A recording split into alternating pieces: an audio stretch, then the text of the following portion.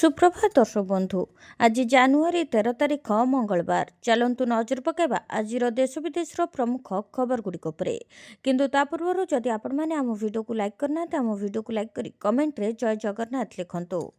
4 लक्षरू ऊर्ध्व हिताधिकारी मिलिबो सुभद्रा टंका घोषणा कले सरकार।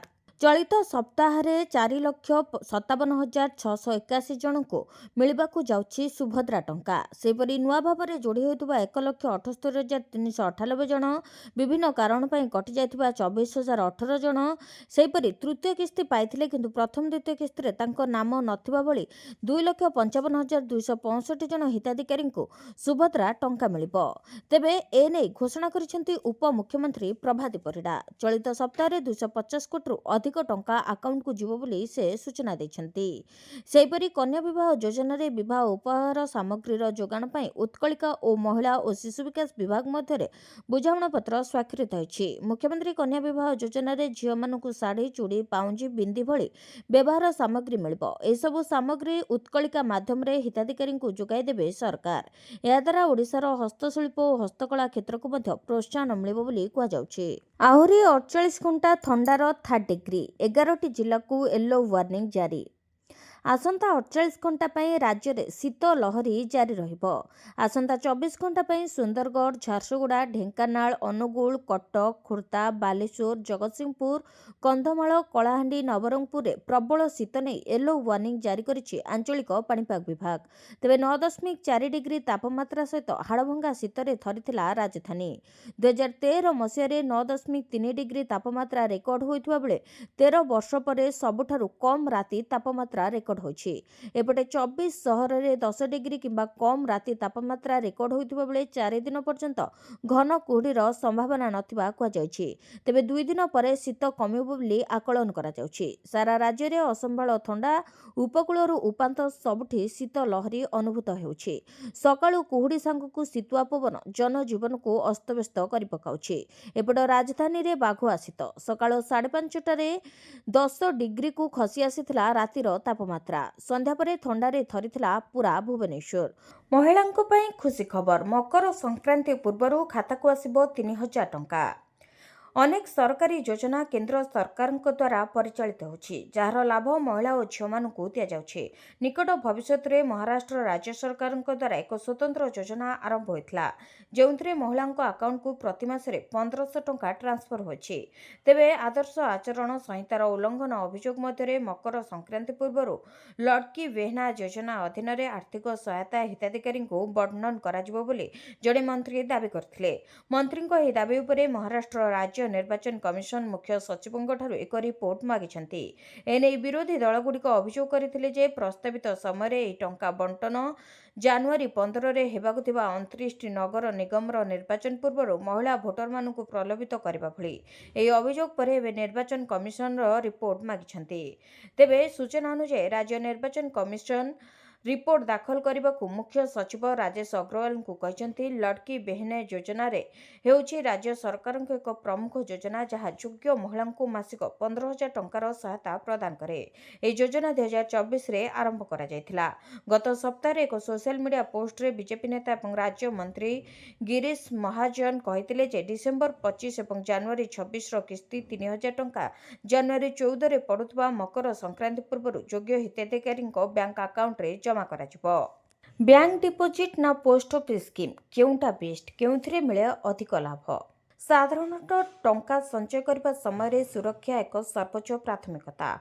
विशेषकर क्षुद्र निवेशकों जो पाखरे सेमानकर पुंजीठू सठिक स्थान में निवेश करिवार अधिक विकल्प सुरक्षा कथा आसिले पोस्ट ऑफिस एवं बैंक उभय को बहुत सुरक्षित बोली विवेचना कराए। किंतु सेमानकर सुरक्षा आधार भिन्न। आपणको टंका केउठारे सुरक्षित और कहीं तार एक विस्तृत विवरणी आम आपको एथर कहबाकू जाउछु। तेबे पोस्ट ऑफिस संचय योजना जेपरिक पीपीएफ, एनएसएस, एनएससी, एमआईएस एक दमदार ग्यारंटी द्वारा कभर करा जाए। यार अर्थ होची सेमानकर 100% सुरक्षा स्तर अछि कारण सरकार निजे दायित्व ग्रहण करती। तेबे आपणकर संपूर्ण जमा टंका प्लस सुध सीधासलख भारत सरकार द्वारा ग्यारंटी दिया जायछि। ଦେବାଳିଆ ହେବାର ବିପଦ ଜିରୋ। ପୋଷ୍ଟ ଅଫିସ୍ କେବେ ବି ଦେବାଳିଆ ହୋଇପାରିବ ନାହିଁ, କାରଣ ଏହା ସରକାରଙ୍କର ଏକ ଅଂଶ। ସୀମା ବିଷୟରେ ସୁରକ୍ଷା ଉପରେ କୌଣସି ସର୍ବାଧିକ ସୀମା ନାହିଁ। ଆପଣ 10 ଲକ୍ଷ କିମ୍ବା 50 ଲକ୍ଷ ଜମା କରନ୍ତୁ, ସମ୍ପୂର୍ଣ୍ଣ ଜମା ସରକାରଙ୍କ ଦ୍ୱାରା କଭର କରାଯାଏ। ତେବେ ବ୍ୟାଙ୍କରେ ଜମା ହୋଇଥିବା ଟଙ୍କା ଆର୍ବିଆଇର ଏକ ସଂସ୍ଥା DICGC ବା deposit insurance and credit guarantee corporation ଅଧୀନରେ ସୁରକ୍ଷିତ। ଏହାର ସୁରକ୍ଷା ସ୍ତର ବହୁତ ହାଇ ରହିଥାଏ। ବିଶେଷ କରି ସାର୍ବଜନୀନ କ୍ଷେତ୍ରର ବ୍ୟାଙ୍କଗୁଡ଼ିକରେ ଏଇଟା ଅଧିକ ରହିଥାଏ। କିନ୍ତୁ ଏକ ଆଇନଗତ ସୀମା ମଧ୍ୟରେ ବ୍ୟାଙ୍କ ଜମା ମଧ୍ୟ ବୀମା କଭରେଜ ସହିତ ଆସିଥାଏ। ତଥାପି କେବଳ 5 ଲକ୍ଷ ପର୍ଯ୍ୟନ୍ତ ଆପଣଙ୍କର ବ୍ୟାଙ୍କ ଜମା ବା ଟଙ୍କା ଏବଂ ସୁଧ ସହିତ ସମ୍ପୂର୍ଣ୍ଣ ସୁରକ୍ଷିତ ଏବଂ ବୀମାକୃତ। ଯଦି ବ୍ୟାଙ୍କଟି ବନ୍ଦ ହୋଇଯାଏ କିମ୍ବା ଦେବାଳିଆ ହୋଇଯାଏ, ତେବେ ଆପଣଙ୍କ ଆକାଉଣ୍ଟରେ 20 ଲକ୍ଷ ଟଙ୍କା ଥିଲେ ମଧ୍ୟ ସରକାର DICGC ଆପଣଙ୍କୁ ସର୍ବାଧିକ 5 ଲକ୍ଷ ଟଙ୍କା ଦେବାକୁ ଆଇନଗତ ଭାବେ ବାଧ୍ୟ। ଆକାଶ ଛୁଆଁ ସୁନା ରୂପା ଦର 1.5 ଲକ୍ଷ ଟପିଯିବ କି ସୁନା ଦର? ରୂପା ରେଟ୍ ଶୁଣିଲେ ଲାଗୁଛି ଡର। ବିଶ୍ୱରେ ଭୂ ରାଜନୈତିକ ଅସ୍ଥିରତା କାରଣରୁ ସୁନା ଓ ରୂପା ଦର ବଢ଼ି ନୂଆ ରେକର୍ଡ କରିଚାଲିଛି। ଏହାର ପ୍ରଭାବ ଭାରତୀୟ ବଜାର ଉପରେ ପଡ଼ିଛି। ତେବେ ଭୁବନେଶ୍ୱରରେ 22 କ୍ୟାରେଟ୍ ସୁନା 10 ଗ୍ରାମ ପିଛା ଦର 1,30,000 ଟଙ୍କା ଟପିଛି। ତେବେ ଏହି ଦରରେ 1,550 ଟଙ୍କାର ବୃଦ୍ଧି ଘଟିଛି। ସେହିଭଳି 24 କ୍ୟାରେଟ୍ ସୁନା ଦର 1,690 ଟଙ୍କା ବୃଦ୍ଧି ଘଟି 1,42,150 ଟଙ୍କାରେ ପହଞ୍ଚିଛି। ସୁନା ଅପେକ୍ଷା ରୂପା ଦରରେ ବଡ଼ ବୃଦ୍ଧି ଘଟିଛି। କିଲୋଗ୍ରାମ ପିଛା ରୂପା ଦର 12,000 ଟଙ୍କା ମହଙ୍ଗା ହୋଇଛି। ଏଥିଯୋଗୁଁ ରୂପା ଦର 2,87,000 ଟଙ୍କା ଛୁଇଁଛି। ଭୁବନେଶ୍ୱର ବଜାରରେ 2026 ମସିହାର ପ୍ରଥମ ଦିନରେ 24 ଓ 22 କ୍ୟାରେଟ୍ ସୁନା ଦର ଯଥାକ୍ରମେ 1,35,060 ଟଙ୍କା ଏବଂ 1,23,800 ଟଙ୍କା ଥିଲା। ତେଣୁ ଗତ 12 ଦିନରେ ଏହି ଧାତୁର ଦର 5.25% ବଢ଼ିଯାଇଛି। ଅନ୍ୟପକ୍ଷରେ ରୂପା ଦର 2026 ମସିହାର ପ୍ରଥମ 12 ଦିନରେ 12.11% ମହଙ୍ଗା ହୋଇଛି। 2026 ମସିହା ପହିଲାରେ ରୂପା ଦର 2,56,000 ଟଙ୍କା ଥିଲା। ତେଣୁ ଇତିମଧ୍ୟରେ ରୂପା ଦର 31,000 ଟଙ୍କା ମହଙ୍ଗା ହୋଇଛି। ପ୍ରଶ୍ନପତ୍ର ଲିକ୍ ରୋକିବାକୁ ବ୍ୟବହାର ହେବ ଏଆଇ କ୍ୟାମେରା। 211 ହବ୍ରେ ନିଜ ଆଡୁ ଲଗାଇବ CHSC। ପ୍ରଶ୍ନପତ୍ର ଲିକ୍ ରୋକିବ ଏଆଇ କ୍ୟାମେରା। ପ୍ରଶ୍ନପତ୍ର ଲିକ୍ ରୋକିବାକୁ ଉଚ୍ଚ ମାଧ୍ୟମିକ ଶିକ୍ଷା ପରିଷଦ ବ୍ୟବହାର କରିବ ଏଆଇ କ୍ୟାମେରା। 211 ହବ୍ରେ ଏହା ନିଜ ଆଡୁ ଲଗାଇବ ଉଚ୍ଚ ମାଧ୍ୟମିକ ଶିକ୍ଷା ପରିଷଦ। କଲେଜ ଇଣ୍ଟରନେଟ୍ ଉପରେ ନିର୍ଭର କରିବାକୁ ପଡ଼ିବ ନାହିଁ। ଏଆଇ କ୍ୟାମେରାରେ ଲଗାଯିବ 128 GB ସିମ୍ କାର୍ଡ। ଏଥିପାଇଁ ଦିଆଯିବ ପାୱାର ବ୍ୟାକଅପ୍। ଆସନ୍ତା ଫେବୃଆରୀ 9 ସୁଦ୍ଧା ସବୁ ହବ୍ରେ ଲଗାଯିବ ଏହି ଏଆଇ କ୍ୟାମେରା। ସେହିପରି ଉଚ୍ଚ ମାଧ୍ୟମିକ ଶିକ୍ଷା ପରିଷଦ ଅଫିସରେ ଖୋଲିଲା କଣ୍ଟ୍ରୋଲ ରୁମ୍। ପ୍ରଥମ ଥର ପାଇଁ ପ୍ରାକ୍ଟିକାଲ ପରୀକ୍ଷାକୁ ଏହି କଣ୍ଟ୍ରୋଲ ରୁମ୍ରୁ ମନିଟର କରାଯାଇଛି। ପୂର୍ବରୁ କେବଳ ଥିଓରି ପରୀକ୍ଷାକୁ କଣ୍ଟ୍ରୋଲ ରୁମ୍ରୁ ମନିଟର କରାଯାଉଥିଲା। ଏହାଦ୍ୱାରା ପିଲାମାନଙ୍କ ସମେତ ଏକ୍ସଟର୍ନାଲମାନଙ୍କ ଗତିବିଧି ଉପରେ ବି ନଜର ରଖାଯାଉଛି। କାରଣ ଏକ୍ସଟର୍ନାଲଙ୍କୁ ନେଇ ବିଭିନ୍ନ ସମୟରେ ଅଭିଯୋଗ ଆସୁଥିଲା।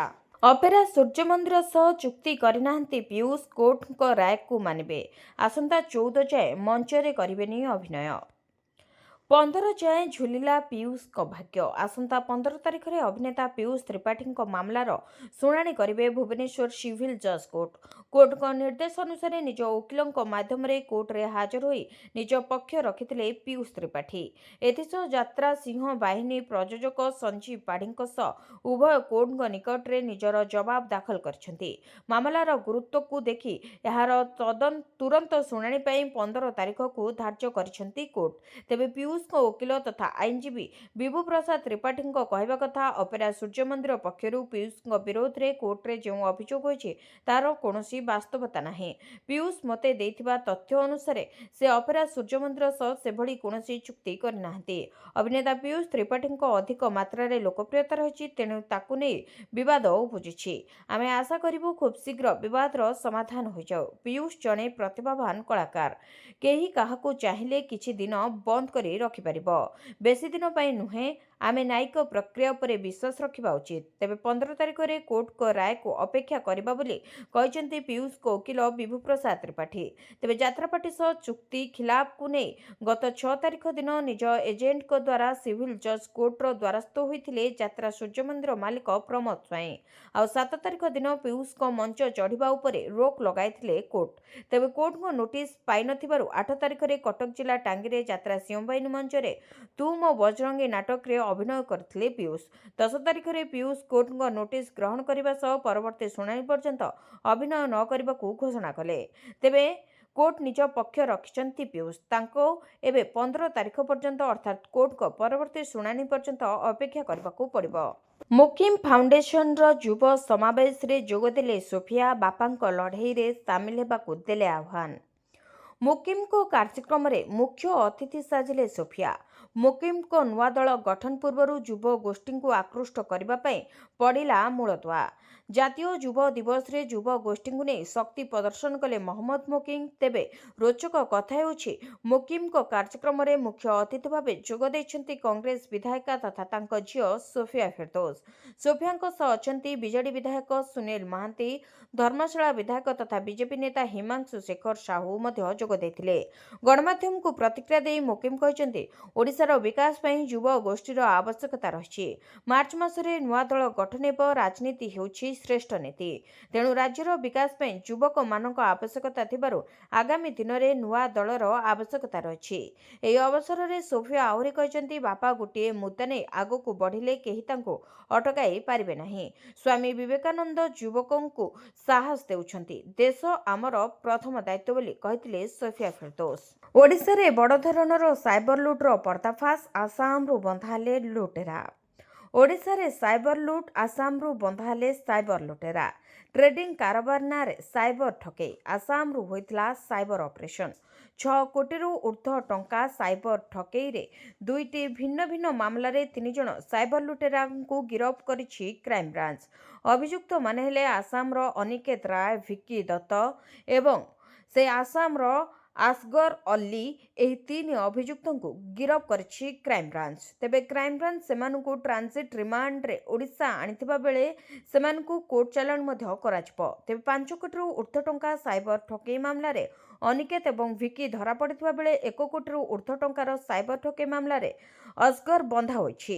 ତେବେ କ୍ରାଇମବ୍ରାଞ୍ଚ ସୂଚନା ଅନୁସାରେ ଭୁବନେଶ୍ୱରର ଜଣେ ବ୍ୟବସାୟୀଙ୍କୁ ସାଇବର ଠକେଇ ଲାଗି ଅନିକେତ ଓ ଭିକି ସାଇବର ଲୁଟେରାଙ୍କୁ ସହଯୋଗ କରିଥିଲେ।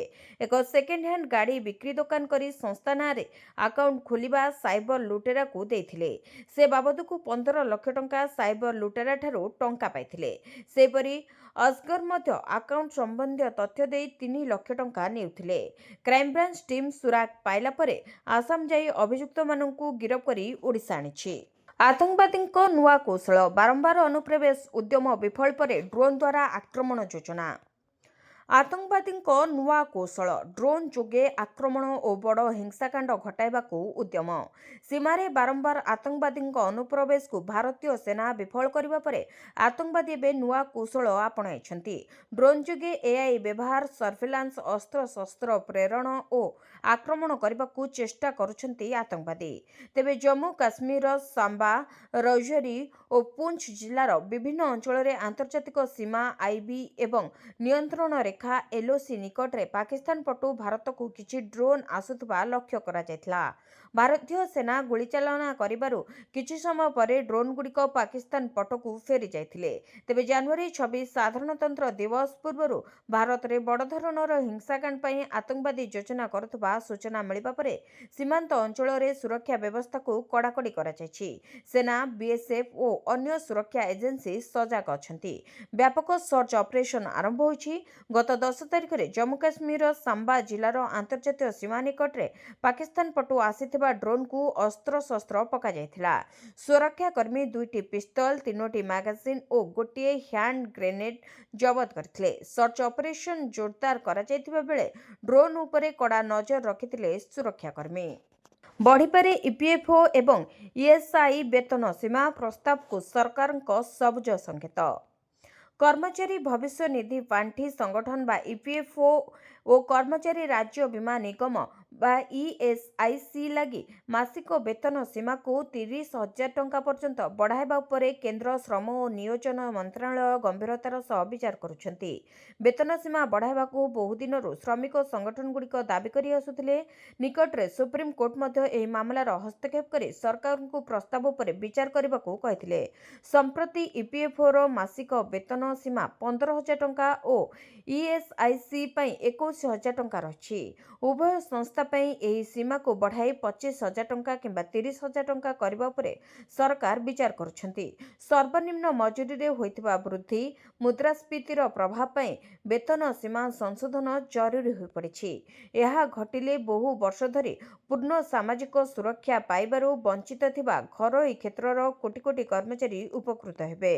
ଇପିଏଫ୍ରେ ବର୍ତ୍ତମାନ 8.5 କୋଟି ସଦସ୍ୟ ଥିବାବେଳେ ଇଏସ୍ଆଇସିରେ ବୀମାଭୁକ୍ତ ଥିବା କର୍ମଚାରୀ ସଂଖ୍ୟା 3.25 କୋଟି ରହିଛି। ତେବେ ଇଏସ୍ଆଇସିରେ ପରିବାର ସଦସ୍ୟଙ୍କୁ ମଧ୍ୟ ବୀମାଭୁକ୍ତ କରାଯାଇଛି। ତେଣୁ ଏହି ସଂସ୍ଥାର ମୋଟ ବୀମାଭୁକ୍ତ ହିତାଧିକାରୀ ସଂଖ୍ୟା 14 କୋଟିରୁ ଅଧିକ ରହିଛି। ଏଠାରେ ବେତନ ସୀମା ତାହାକୁ ବୁଝାଉଛି ଯାହା ଉପରେ ସଦସ୍ୟଙ୍କ ମାସିକ ବେତନରୁ ଯୋଗଦାନ ରାଶି ସଂଗ୍ରହ କରାଯାଉଛି। ଜଣେ କର୍ମଚାରୀଙ୍କ ବେତନ ଯେତେ ହେଉଥାଉ ନା କାହିଁକି ଇପିଏଫ୍ ଯୋଗଦାନ ରାଶି କଟିବା ବେଳେ ତାଙ୍କ ବେତନକୁ ଏବେ ମାସିକ 15,000 ଟଙ୍କା ହିଁ ବିଚାର କରାଯାଉଛି। ଏହି ସୀମା 30,000 ଟଙ୍କା ହେଲେ ତାଙ୍କ ବେତନରୁ 2 ଗୁଣା ଅଧିକ ରାଶି କଟିବ। ଫଳରେ ତାଙ୍କ ଅବସରକାଳୀନ ପାଣ୍ଠିରେ ବଡ଼ ଧରଣର ବୃଦ୍ଧି ହୋଇପାରିବ। କିନ୍ତୁ ତାହାର ବିପରୀତ ଦିଗଟି ହେଉଛି ଲୋକଙ୍କ ହାତକୁ ପ୍ରତି ମାସରେ ଆସୁଥିବା ବେତନ ପରିମାଣ କମିଯିବ। ବାଂଲାଦେଶ ମ୍ୟାଚ୍ ଭେନ୍ୟୁକୁ ନେଇ ଆସିଲା ନୂଆ ଖବର। ବିସିସିଆଇର ବଡ଼ ନିଷ୍ପତ୍ତି। 2026 ଟି20 ବିଶ୍ୱକପ୍ରେ ବାଂଲାଦେଶ ମ୍ୟାଚ୍ର ଭେନ୍ୟୁକୁ ପରିବର୍ତ୍ତନ ହୋଇପାରେ। କାରଣ ବିସିସିଆଇ ନେଇଛି ବଡ଼ ନିଷ୍ପତ୍ତି। ଏବେ ପ୍ରଶ୍ନ ହେଉଛି ଏହି ଭେନ୍ୟୁ ଶ୍ରୀଲଙ୍କାରେ ହେବ ନା ଏହାକୁ ଭାରତ ଅନ୍ୟ ଏକ ସହରକୁ ସ୍ଥାନାନ୍ତର କରିବ। ତେବେ 2026 ଟି20 ବିଶ୍ୱକପ୍ ପାଇଁ ବାଂଲାଦେଶର ମ୍ୟାଚ୍ ଭେନ୍ୟୁ ପରିବର୍ତ୍ତନ ହୋଇପାରେ। ରିପୋର୍ଟ ହୋଇଛି ଯେ ବିସିସିଆଇ ଏକ ନିଷ୍ପତ୍ତି ନେଇଛି। ଏବେ ପ୍ରଶ୍ନ ହେଉଛି ଯେ ସ୍ଥାନଟି କେଉଁଠି କରାଯିବ। 2026 ଟି20 ବିଶ୍ୱକପ୍ ଫେବୃଆରୀ 7 ତାରିଖରୁ ଭାରତ ଏବଂ ଶ୍ରୀଲଙ୍କା ଦ୍ୱାରା ଆୟୋଜନ କରାଯିବାର କାର୍ଯ୍ୟକ୍ରମ ରହିଛି। ନିର୍ଦ୍ଧାରିତ କାର୍ଯ୍ୟସୂଚୀ ଅନୁଯାୟୀ ବାଂଲାଦେଶର ସମସ୍ତ ଗ୍ରୁପ୍ ମ୍ୟାଚ୍ ମୂଳତଃ କୋଲକାତା ଏବଂ ମୁମ୍ବାଇରେ ଅନୁଷ୍ଠିତ ହେବାର କାର୍ଯ୍ୟକ୍ରମ ଥିଲା। ତେବେ ବାଂଲାଦେଶ ମ୍ୟାଚ୍ ପାଇଁ ବଦଳିବ ସ୍ଥାନ। ଏକ ରିପୋର୍ଟ ଅନୁଯାୟୀ ବାଂଲାଦେଶ ମ୍ୟାଚ୍ ପାଇଁ ସ୍ଥାନ ଶ୍ରୀଲଙ୍କାକୁ ସ୍ଥାନାନ୍ତରିତ ହେବାର ସମ୍ଭାବନା କମ୍ ରହିଛି। ରିପୋର୍ଟରେ କୁହାଯାଇଛି ଯେ ବାଂଲାଦେଶର ମ୍ୟାଚ୍ ଦକ୍ଷିଣ ଭାରତକୁ ସ୍ଥାନାନ୍ତର ହେବାର ସମ୍ଭାବନା ଅଧିକ। ଏହାର ଅର୍ଥ ହେଉଛି ମ୍ୟାଚ୍ କୋଲକାତା ଏବଂ ମୁମ୍ବାଇ ପରିବର୍ତ୍ତେ ଚେନ୍ନାଇ ଏବଂ ତିରୁବନନ୍ତପୁରମରେ ଅନୁଷ୍ଠିତ ହୋଇପାରେ। ବାଂଲାଦେଶରେ ହିନ୍ଦୁଙ୍କ ହତ୍ୟା ପ୍ରତିବାଦରେ ବିସିସିଆଇ ବାଂଲାଦେଶୀ ଖେଳାଳି ମୁସ୍ତାଫିଜୁର ରହମାନଙ୍କୁ ଆଇପିଏଲ୍ରୁ ବହିଷ୍କାର କରିଥିଲା। ବିସିସିଆଇର ସେହି କାର୍ଯ୍ୟାନୁଷ୍ଠାନର ଜବାବରେ ବାଂଲାଦେଶ କ୍ରିକେଟ୍ ବୋର୍ଡ ଆଇସିସିକୁ ଇମେଲ୍ କରି ଏହାର ଟି20 ବିଶ୍ୱକପ୍ 2026 ମ୍ୟାଚ୍ ସ୍ଥାନାନ୍ତର କରିବାକୁ ଅନୁରୋଧ କରିଥିଲା। ବଦଳିବ ବିଧାନସଭା ଓ ଲୋକସେବା ଭବନର କାୟାକଳ୍ପ। 147ରୁ ବଢ଼ିକି ହୋଇପାରେ 200 ସିଟ୍। ବିଧାନସଭା ଆସନ ସଂଖ୍ୟା ବଢ଼ିବା ନେଇ ମୁଖ୍ୟମନ୍ତ୍ରୀ ମୋହନ ମାଝୀଙ୍କ ସଂକେତ ପରେ ଓଡ଼ିଶା ରାଜନୀତିରେ ହଟଚମଟ ସୃଷ୍ଟି ହୋଇଛି। ମୁଖ୍ୟମନ୍ତ୍ରୀଙ୍କ କଥା ଶୁଣି ଆଶାୟୀଙ୍କ ଆଶା ଆକାଶଛୁଆଁ ହେଲାଣି। ନିର୍ବାଚନ ମଣ୍ଡଳୀର ସୀମା ବଦଳିଲେ ନେତାଙ୍କ ଭାଗ୍ୟ ବଦଳିବ। କିଏ ଲାଭରେ ରହିବ ତ ପୁଣି କିଏ କ୍ଷତି ସହିବ, ତାହାକୁ ନେଇ ଏବେଠୁ ଆରମ୍ଭ ହେଲାଣି ଅଙ୍କକଷା। 2029 ସାଧାରଣ ନିର୍ବାଚନ ବେଳକୁ ବଦଳି ଯାଇଥିବ ଓଡ଼ିଶାର ରାଜନୈତିକ ଦୃଶ୍ୟପଟ।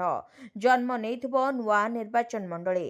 ବିଧାନସଭାରେ ପ୍ରତିନିଧିତ୍ୱ କରିବାକୁ ଅନେକ ନେତାଙ୍କ ପାଇଁ ନୂଆ ସୁଯୋଗ ସୃଷ୍ଟି ହେବ। ଏଭଳି ଆକଳନକୁ ଖୋରାକ ଦେଇଛନ୍ତି ମୁଖ୍ୟମନ୍ତ୍ରୀ ମୋହନ ମାଝୀ। ନୂଆ ଲୋକସେବା ଭବନ ଓ ବିଧାନସଭା ନିର୍ମାଣର ଭିତ୍ତିପ୍ରସ୍ତର ସ୍ଥାପନ ଅବସରରେ ଏଭଳି ସଂକେତ ଦେଇଛନ୍ତି। କହିଛନ୍ତି 300 ଆସନ ବିଶିଷ୍ଟ ନୂଆ ବିଧାନସଭା ନିର୍ମାଣ ହେବ। ସୀମା ପୁନଃନିର୍ଦ୍ଧାରଣ ହେଲେ ପାଖାପାଖି 50ରୁ ଅଧିକ ସିଟ୍ ବଢ଼ିବ। ଓଡ଼ିଶାର ବିଧାନସଭା ବିଧାୟକଙ୍କ ସଂଖ୍ୟା 200 ଛୁଇଁବ। ଦିଲ୍ଲୀର ସେଣ୍ଟ୍ରାଲ ଭିଷ୍ଟା ଭଳି ହେବ ଓଡ଼ିଶାର ବିଧାନସଭା। ତେବେ 2027 ଜନଗଣନା ପରେ ସୀମା ପୁନଃନିର୍ଦ୍ଧାରଣ ସହ ନୂଆ ନିର୍ବାଚନ ମଣ୍ଡଳୀ ପାଇଁ ବାଟ ଫିଟିବ। ଏନେଇ ଜାତୀୟ ଗଣମାଧ୍ୟମରେ ପୂର୍ବରୁ ରିପୋର୍ଟ ପ୍ରକାଶ ପାଇଛି। ନୂଆ ନିର୍ବାଚନ ମଣ୍ଡଳୀ ଗଠନ ପାଇଁ 2ଟି ମାପଦଣ୍ଡ ରହିଛି। ଜନସଂଖ୍ୟା ଓ ଭୌଗୋଳିକ ଦୃଷ୍ଟିକୋଣକୁ ନଜରରେ ରଖି ନୂଆ ନିର୍ବାଚନ ମଣ୍ଡଳୀ କଥା ବିଚାରକୁ ନିଆଯାଇଥାଏ। ତେବେ ଗଞ୍ଜାମ, ମୟୂରଭଞ୍ଜ, ସୁନ୍ଦରଗଡ଼, ସମ୍ବଲପୁର, କଟକ, କୋରାପୁଟ, ବଲାଙ୍ଗୀର, କେନ୍ଦୁଝର, ବାଲେଶ୍ୱର, କନ୍ଧମାଳ, ଖୋର୍ଦ୍ଧା ଜିଲ୍ଲାରେ ବଢ଼ିପାରେ ବିଧାନସଭା ନିର୍ବାଚନ ମଣ୍ଡଳୀ ସଂଖ୍ୟା। ମୁଖ୍ୟମନ୍ତ୍ରୀଙ୍କ ସଂକେତ ପରେ ବଢ଼ିଲାଣି ରାଜନୈତିକ ଚର୍ଚ୍ଚା। ଶେଷ ଥର ପାଇଁ 1973 ମସିହାରେ ଓଡ଼ିଶା ବିଧାନସଭା ଆସନ ସଂଖ୍ୟା 140ରୁ ବଢ଼ି 147 ହୋଇଥିଲା। ଶେଷ ଥର ପାଇଁ 2009ରେ ସୀମା ପୁନଃନିର୍ଦ୍ଧାରଣ ସହ ବଦଳିଥିଲା ନିର୍ବାଚନ ମଣ୍ଡଳୀର ଭୌଗୋଳିକ ପରିସୀମା। ଥଲାପତି ବିଜୟଙ୍କୁ ସିବିଆଇ ଜେରା। साउथ सुपरस्टार तथा टीवी के सुप्रीमो विजय को जेरा करिछि सीबीआई। विजय को सीबीआई 7 घंटा माराथन जेरा करथिबा सूचना मिलिछि। साउथ सुपरस्टार तथा तमिलनाडुर नवनिर्मित राजनैतिक दल टीवी के मुख्य थलापति विजय उर्फ जोसेफ विजय चंद्रशेखर को जेरा करिछि सीबीआई। विजय को सीबीआई 7 घंटा धरी जेरा करिथिला। तेबे दिल्ली रे तांकु जेरा करा जायतिला। करूर दलाचकटा घटना रे तांकु जेरा करा जायतिबा सूचना रहिछि। विजय नुआ दल घोषणा पर गत वर्ष सेप्टेम्बर 27 रे करूर रे एक सभा आयोजन करथिले। एही सभा रे विजय समर्थक माने प्रबल मात्रा रे जोग दैथिले। फल रे दला चकटा घटी 41 जनकर मृत्यु होइथिला। जाहाकु नै वर्तमान सीबीआई तदंत करबा सह विजय को 7 घंटा धरि माराथन जेरा करिछि। आदर्श विद्यालय रे जंडिस चिन्हट। पुणी विद्यालय रे देखादेला जंडिस रोग। ढेंकानाल जिले में एक आदर्श विद्यालय रे देखादेलानी जंडिस रोग। खोर्धा परे ढेंकानाल जिले में सामना को आसला रोग। ढेंकानाल जिला गोइंदा ब्लॉक विश्वनाथपुर आदर्श विद्यालय रे जंडिस रोग चिन्हट होइछि। विद्यालय जड़े छात्र जंडिस आक्रांत होइतिबा सूचना दैछन्ति जिला मुख्य स्वास्थ्य अधिकारी। तेबे एने से जिलापाल को अवगत कराइतिबा मध्य जणाइछन्ति। घटना को नै से कहिसन्ति जे परिमल अवस्था कथा सामना को आसीछि। तेबे आज गोइंदियारू स्वतंत्र दल घटनास्थल को जिबे। तेबे विद्यालय रे 10 रु ऊर्ध्व छात्र आक्रांत होइतिबा अभिभावक अभियोग आनिछन्ति। विद्यालय रे बरपदार एक स्वास्थ्य दल पहुंची स्थिति परखितिबा सूचना रहिछि। गोइंदा अतिरिक्त जिला शिक्षा अधिकारी तदंत मध्य जारी रखिथिबा जणा पड़िछि। जयदेव विहार रो नंदनकानन कमिबो ट्राफिक जंत्रणा। जयदेव विहार नंदनकानन रास्तारू हटिब भिड़। एने 952 कोटी टंकार फ्लाईओवर घोषणा करिसेंति मुख्यमंत्री। जातीय सड़क सुरक्षा सप्ताह पालन अवसर में मुख्यमंत्री पूर्त विभाग अनेक गुरुत्वपूर्ण प्रकल्प शुभारंभ करिसेंति। सेपरि जयदेव विहार नंदनकानन पर्यंत 952 कोटी टंका व्यय अटकल एक नुआ एलिवेटेड कॉरिडोर भित्ति प्रस्तर स्थापन करिसेंति मुख्यमंत्री। जयदेव विहार छक, कलिंग हॉस्पिटल छक, डमणा छक और किड छक रे 4टी फ्लाईओवर निर्माण कराजिबो। या द्वारा एही गहलीपूर्ण सड़क रे ट्रैफिक व्यवस्था रे उन्नति आसिबो एवं जनसाधारण कम समय मध्य सुविधा रे जिबा आसिबा करि परिबे।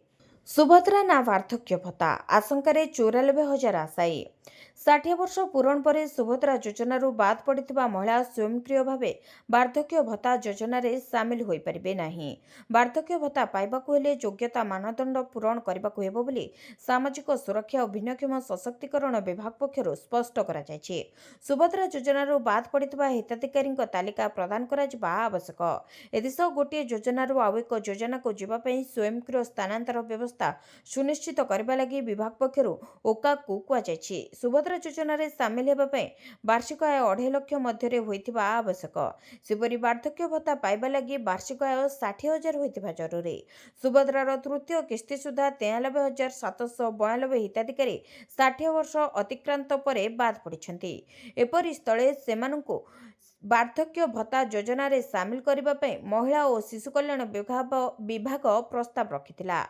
एथिसह सेमानंकु स्वयंकृत भाव वार्धक्य भत्ता योजन सामिल करने मुख्य सचिव अध्यक्षतार बसिथिबा बैठक में निष्पत्ति होइथिला। यापर गत 30 रे महिला और शिशु विकास कल्याण पक्षर एसएसईपीडी विभाग को पत्र लिखि सुभद्रारू बाद पड़िथिबा 93,792 जनक मध्यरु केते जनकु भत्ता योजन सामिल करा जायछि ताहार तथ्य मगा जायथिला। किंतु स्वयंकृत भाव में समस्त वार्धक्य भत्ता प्रदान करने कौनसी नियम नथिबारु एसएसईपीडी विभाग मध्य द्वंद्व रे पड़िथिला। कन्या विवाह योजना पर आउ पदे आगेले सरकार। खूब शीघ्र मिलिबो कन्या विवाह योजना सहायता। मुख्यमंत्री कन्या विवाह योजना पर गाइडलाइन आसिथिबा बेले बुझामणा पत्र बा एमओयू स्वाक्षरित हो सारिछि। उपहार सामग्री पर उत्कलिका सह एमओयू स्वाक्षरित करिछि महिला और शिशु विकास विभाग। सेपटे चलित सप्ताह 4,57,681 हिताधिकारी सुभद्रा टंका मिलवा नहीं घोषणा करिसेंति उपमुख्यमंत्री प्रभाती परिडा। तेबे राज्य में खूब शीघ्र आरंभ होब मुख्यमंत्री कन्या विवाह योजना। घोषणार मासटे पर योजनार अग्रगति नहीं बड़ पदक्षेप नहीं राज्य सरकार। विवाह उपहार सामग्री जोगाण पर उत्कलिका सहित बुझामणा पत्र स्वाक्षरित हो सारी। योजन झील मान शाढ़ी, चूड़ी, पाउंजी, बिंदी भली व्यवहार सामग्री मिलिबो। एही सबु सामग्री उत्कलिका माध्यम हिताधिकारी जोगाइबे सरकार। एहा द्वारा ओडिशार हस्तशिल्प और हस्तकला क्षेत्र को प्रोत्साहन मिलिबो बोली ଉପମୁଖ୍ୟମନ୍ତ୍ରୀ ପ୍ରଭାତୀ ପରିଡ଼ା କହିଛନ୍ତି ଏହି ଯୋଜନାରେ ମୋଟ 51,000 ଟଙ୍କାର ସହାୟତା ରାଶି ଦେବେ ସରକାର। ବାହାଘର ପଞ୍ଜୀକରଣ ପରେ 35,000 ଟଙ୍କା, ଉପହାର ପାଇଁ 10,000 ଓ ସାଜସଜ୍ଜା ପାଇଁ 6,000 ଟଙ୍କା ମିଳିବ। ସେପଟେ ସୁଭଦ୍ରା ଯୋଜନାର ଚତୁର୍ଥ କିସ୍ତି ମଧ୍ୟ ମିଳିବାକୁ ଯାଉଛି। ଫେବୃଆରୀରେ ଚାଷୀଙ୍କ ଖାତାକୁ ଆସିବ 2,000 ଟଙ୍କା। ପିଏମ୍ କିଷାନର 22ତମ କିସ୍ତି ଟଙ୍କାକୁ ନେଇ ଏବେ ଚର୍ଚ୍ଚା ଜୋର ଧରିଛି। ତେବେ ଏହି ଟଙ୍କାକୁ ନେଇ ଜାତୀୟ ଗଣମାଧ୍ୟମରେ ଖବର ପ୍ରକାଶ ପାଇବା ପରେ ଲକ୍ଷାଧିକ ଚାଷୀ ଭାଇ ଓ ଭଉଣୀଙ୍କ ମଧ୍ୟରେ ଏକ ଉତ୍ସାହ ଖେଳିଯାଇଛି। ତେବେ ଜାତୀୟ ଗଣମାଧ୍ୟମର ରିପୋର୍ଟ ଅନୁସାରେ ପିଏମ୍ କିଷାନ ଟଙ୍କାର 22ତମ କିସ୍ତି ଫେବୃଆରୀ ମାସରେ ଚାଷୀଙ୍କ ଖାତାକୁ ଆସିବ। ଅର୍ଥାତ୍ ଫେବୃଆରୀ ମାସରେ 2,000 ଟଙ୍କା ଚାଷୀଙ୍କ ଖାତାକୁ ପଠାଇବେ ସରକାର। କିନ୍ତୁ ଏନେଇ ସରକାରଙ୍କ ପକ୍ଷରୁ କୌଣସି ତାରିଖ କିମ୍ବା ବିଜ୍ଞପ୍ତି ଘୋଷଣା କରାଯାଏ ନାହିଁ। ତେବେ କେନ୍ଦ୍ର ସରକାର ଚାଷୀଙ୍କୁ ଆର୍ଥିକ ସ୍ତରରେ ସୁଦୃଢ଼ କରିବା ପାଇଁ ବର୍ଷକୁ 6,000 ଟଙ୍କା ଚାଷୀଙ୍କ ଖାତାକୁ ପଠାଉଛନ୍ତି। ଏହି ଟଙ୍କା କିସ୍ତି ହିସାବରେ ଚାଷୀଙ୍କ ଖାତାକୁ ଆସିଛି। ପ୍ରତି କିସ୍ତିରେ 2,000 ଟଙ୍କା ଲେଖାଏଁ ଚାଷୀଙ୍କ ଖାତାକୁ ଆସିଥାଏ। 10 ଲକ୍ଷ ହିତାଧିକାରୀଙ୍କୁ ମିଳିବ ପକ୍କା ଘର। ଲୋକଙ୍କୁ ଘର ବାଣ୍ଟିବେ ରାଜ୍ୟ ସରକାର। ରାଜ୍ୟର 10 ଲକ୍ଷ ହିତାଧିକାରୀଙ୍କୁ ପକ୍କା ଘର ଯୋଗାଇ ଦେବ ପଞ୍ଚାୟତରାଜ ବିଭାଗ। ଏନେଇ ପଞ୍ଚାୟତରାଜ ମନ୍ତ୍ରୀ ରବି ନାରାୟଣ ନାୟକ ସୂଚନା ଦେଇଛନ୍ତି। ସେ କହିଛନ୍ତି ଯେ ଚଳିତ ଜାନୁଆରୀରେ ପକ୍କା ଘର ବାଣ୍ଟିବେ ସରକାର। ପ୍ରଧାନମନ୍ତ୍ରୀ ଆବାସ ପାଇଁ ଆବେଦନ କରିଛନ୍ତି 37 ଲକ୍ଷ ହିତାଧିକାରୀ।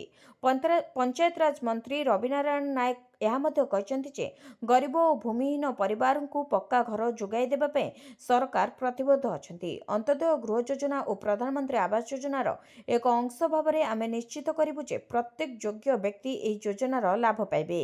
ସୂଚନାଯୋଗ୍ୟ ରାଜ୍ୟର ପ୍ରାୟ 22 ଲକ୍ଷ ହିତାଧିକାରୀଙ୍କୁ ପକ୍କା ଘର ଯୋଗାଇ ଦେବା ପାଇଁ ସରକାର ଲକ୍ଷ୍ୟ ରଖିଛନ୍ତି। ଯେଉଁମାନେ ପ୍ରଧାନମନ୍ତ୍ରୀ ଆବାସ ଯୋଜନାରେ ପଞ୍ଜୀକରଣରୁ ବଞ୍ଚିତ ହୋଇଛନ୍ତି ସେମାନଙ୍କୁ ଅନ୍ତୋଦୟ ଗୃହ ଯୋଜନା ଅନ୍ତର୍ଗତ ସାମିଲ କରାଯିବ।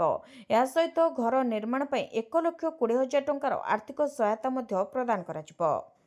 ଭିଡ଼ିଓଟିକୁ ଶେଷ ଯାଏ ଦେଖିଥିବାରୁ ଆପଣଙ୍କୁ ଧନ୍ୟବାଦ। ଯଦି ଆପଣମାନେ ଏପର୍ଯ୍ୟନ୍ତ ଆମ ଭିଡ଼ିଓକୁ ଲାଇକ୍ କରିନାହାନ୍ତି, ଆମ ଭିଡ଼ିଓକୁ ଲାଇକ୍ କରି କମେଣ୍ଟରେ ଜୟ ଜଗନ୍ନାଥ ଲେଖନ୍ତୁ। ଏଥିସହିତ ଆମ ଚ୍ୟାନେଲକୁ ସବସ୍କ୍ରାଇବ୍ କରି ପାଖରେ ଥିବା ବେଲ୍ ଆଇକନ୍କୁ ପ୍ରେସ୍ କରନ୍ତୁ।